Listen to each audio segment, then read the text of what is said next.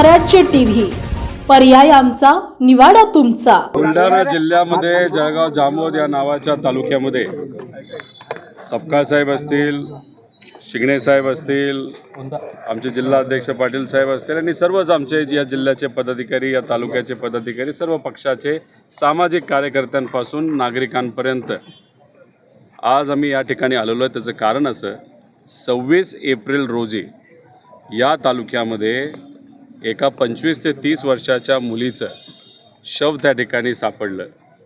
तिचा गळा कापला होता, तिचा चेहरा जो होता तो जाळण्यात आला होता, त्याच्यावर कुठेही स्किन राहिली नव्हती, पण नुसतं हाडच तिथं होती आणि वरचा जो भाग असतो, जो आपल्या कमरेच्या वरचा भाग, तो पूर्णपणे जाळला गेला होता। आणि मग 26 एप्रिलला ही घटना सापडल्यानंतर पोलिसांचा या बाबतीतला तपास सुरू झाला। SP साहेब, ॲडिशनल SP याच्यात लक्ष देऊन होते असं आम्हाला त्या ठिकाणी कळलं। त्यांनी तिथं त्या धरणाजवळ जाऊन तिथं व्हिजिटसुद्धा तिथं केली आणि व्हिजिट केल्यानंतर मग नंतर बराच तपास झाल्यानंतर त्या ठिकाणी मध्य प्रदेश या राज्यामध्ये नजीकच्या एका गावामध्ये, म्हणजे इथून 100 किलोमीटर असणाऱ्या गावामध्ये एका वडिलाली आपली मुलगी ही बेपत्ता झाली अशी कंप्लेंट पोलीस स्टेशनमध्ये मध्य प्रदेशमध्ये दिली होती। मग तिथं पोलीस आपले गेले, महाराष्ट्रातले, त्या वडिलाला धरलं, भावाला धरलं, मग जळगाव जामोदमध्ये त्यांना या ठिकाणी आणण्यात आलं आणि आणल्यानंतर आम्हाला जे कळालं इथं असणाऱ्या लोकांकडनं आणि काही व्हिडिओ आम्ही जे बघितले नातलगाचे, त्यांच्या मित्रपरिवारांचे, त्याच्यामध्ये असं सांगण्यात आलं की त्यांना उलटं टांगलं, त्यांना मारण्यात आलं, त्यांना बेदम मारल्यानंतर त्यांच्याकडे वधून घेतलं की त्यांची जी मुलगी मिसिंग आहे आणि इथं जे शव सापडले, जी बॉडी सापडली, ज्या महिलेचा मृत्यू झाला ती तीच आहे, तिला आम्ही मारलं आणि इथं महाराष्ट्रामध्ये या तालुक्यात आणून तिथं टाकलं असं त्यांच्याकडनं वधवून घेतलं। वधवून घेतल्यानंतर स्पीडीली पोलिसांकडनं तिथं कारवाई झाली। त्या दोघांना जिथं तो घटना घडली होती, मुलीला मारलं होतं, तिथं नेलं गेलं, तिथं दाखवण्यात आलं की हो तिथे आले, आम्ही कसं मारलं, तिला घरी मारलं, तिला आणि मग जाळलं, कोणाला काय सापडू नये असं काहीतरी तिथं स्टोरी बनवण्यात आली।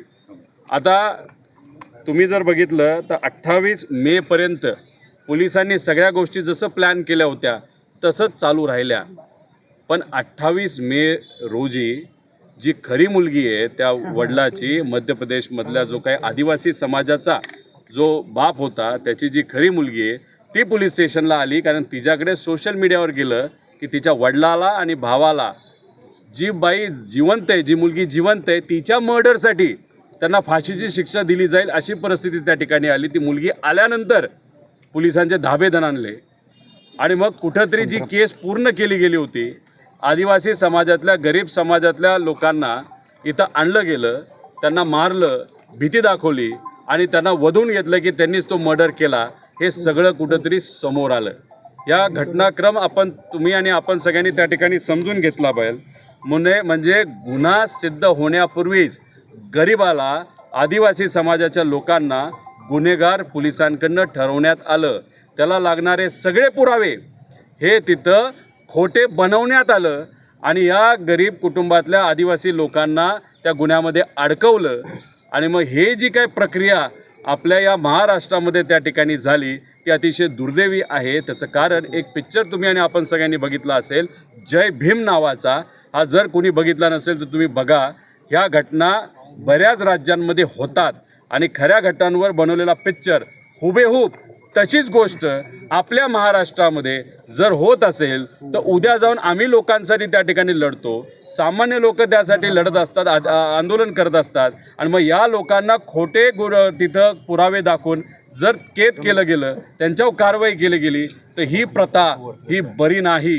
त्यामुळे आम्ही इथं पोलीस स्टेशनला आल्यानंतर IG साहेबांशी बोललो, SP साहेबांशी बोललो आणि हा जो आदिवासी समाजावर, गरीब लोकांवर दबाव टाकून जे सगळे काही पुरावे बनवले जातात, त्यांना जेलमध्ये टाकलं जातं, या सगळ्यावर खोलात चर्चा होणं, तपास होणं हे अतिशय महत्त्वाचं आहे। याच्यात जे कोणी जबाबदार आहेत त्यांच्यावर पूर्णपणे कारवाई झाली पाहिजे, त्यांना पोलीस डिपार्टमेंटमध्ये ठेवलं नाही गेलं पाहिजे अशी आमच्या सगळ्यांची मागणी आहे। त्याच्याबरोबर अनेक इतर काही विषय जे आपल्याला आमचे सपकाळ साहेब असतील आणि शिंगणे साहेब हे तुम्हाला सांगतीलच, पण ह्याच्यावरनं एक जाणवते, आत गेल्यानंतर बरेच सामाजिक कार्यकर्ते तिथे आले आणि त्यांनी सांगितलं या तालुक्यामध्ये सामान्य लोकांवर खोटे गुन्हे दाखल केले जातात, ज्या गोष्टी केल्या नाहीत त्याच्यावर सुद्धा गुन्हे दाखल केले जातात. ही प्रथा अनेक वर्षांपासून या भागामध्ये तिथं केली जाते. त्यामुळे हे जे काही आदिवासी समाजावर झालेला अन्याय, गरिबावर झालेला अन्याय, अशा पद्धतीने ज्या गोष्टी पिक्चरमध्ये दाखवल्या तशाच गोष्टी इथं जर घडत असतील तर ही गोष्ट सोपी नाही, साधी नाही, अतिशय मोठा गुन्हा आहे.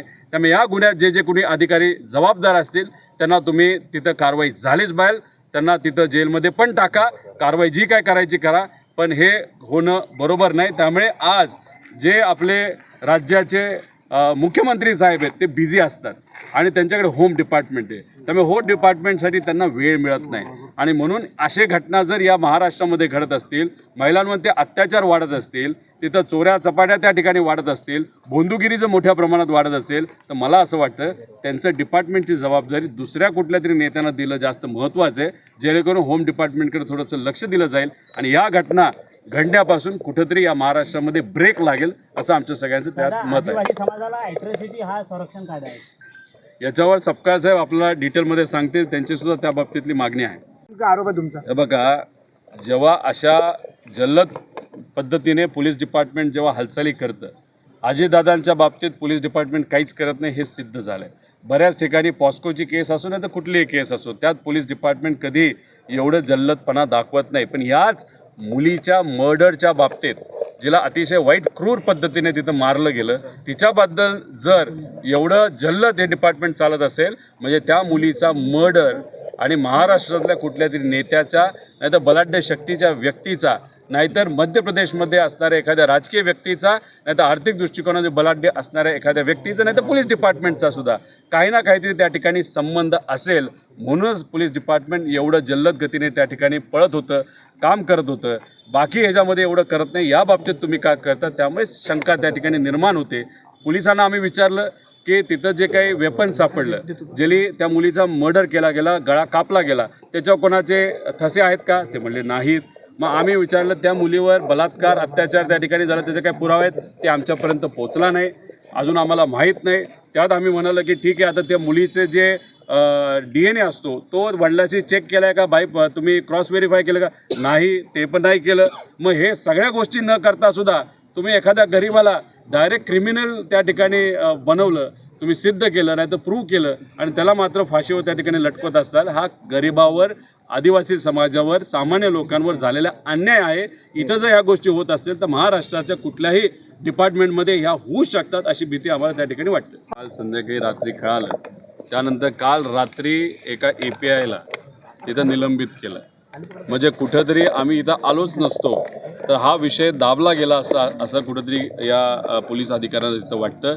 पण शेवटी मी सर्व पत्रकारांचे आभार व्यक्त करतो की हा विषय अतिशय महत्त्वाचा असल्यामुळे तुम्ही हा विषय लोकांपर्यंत पोचला, आमच्यापर्यंत आला, आमच्या कार्यकर्ते आणि पदाधिकाऱ्यांकडनं सुद्धा तो आला. पण हा विषय का महत्त्वाचा आहे? कारण गरीब ज्यांच्याकडे दिवसाला 100 रुपयेसुद्धा नसतात अशा लोकांना मुद्दामून घाबरून, मारून, आदिवासी समाजाच्या लोकांना आणि इतरही सर्व समाजाच्या लोकांना भीती घालून असं खोटं त्यांनी काहीतरी केलं आहे असं दाखवून पोलीस कुठंतरी गरिबाला जेलमध्ये टाकतात, असं हे प्रकरण आता कुठंतरी उघडं झालेलं आहे. त्या अनुषंगाने हे अतिशय महत्त्वाचं आहे. आज इथं घडलं तर मग इतर ठिकाणी हे घडत नाही असं नाही, त्यामुळे कुठं ना कुठंतरी हे घडत असावं, या गोष्टी घडू नये अशी आमच्या सगळ्यांची भूमिका आहे. मात्र अशा घटना समोर आल्यानंतर तपास यंत्रणांवरचा कुठेतरी विश्वास उडताना दिसतोय. योग्य व्यक्तीला हा प्रश्न तुम्ही विचारला आहे, कारण अजयदादांना न्याय देण्यासाठी आम्ही प्रयत्न करतोय, 4 महिने झाले प्रयत्न करतोय. पण अजयदादांसारखा मोठा नेता जो या महाराष्ट्राचा उपमुख्यमंत्री राहून गेलेला आहे त्यांना न्याय देण्यासाठी सुद्धा हे सरकार दुर्दैवाने त्या ठिकाणी पाठिंबा देत नाही, नाहीतर सहकार्य करत नाही. दादांच्या बाबतीत जर ही परिस्थिती असेल तर गरिबांच्या बाबतीत काय परिस्थिती असणार आहे?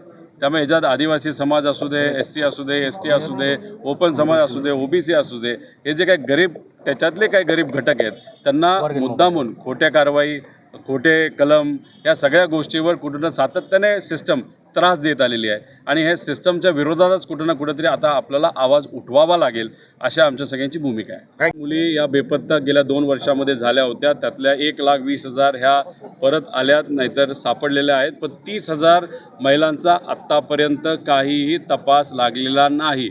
दिवसाला 24 बलात्कार आपल्या या महाराष्ट्रामध्ये महिलांच्या बाबतीत होतात, म्हणजे तासाला 1. आणि लहान मुलींच्या बाबतीत सुद्धा केसेस जर आपण बघितलं तर दिवसाला 5 ते 6 केसेस तिथं होतात. ही महाराष्ट्राची वस्तुस्थिती आहे. त्यामुळे ही मुलगी दुर्दैवाने जी तिचं मरण पावली, तिला मारण्यात आलं, तिच्यावर रेप झाला नाही झाला याच्याबद्दल सुद्धा पोलिसांकडे अजूनपर्यंत काही दुर्दैवाने त्या ठिकाणी माहिती नाही.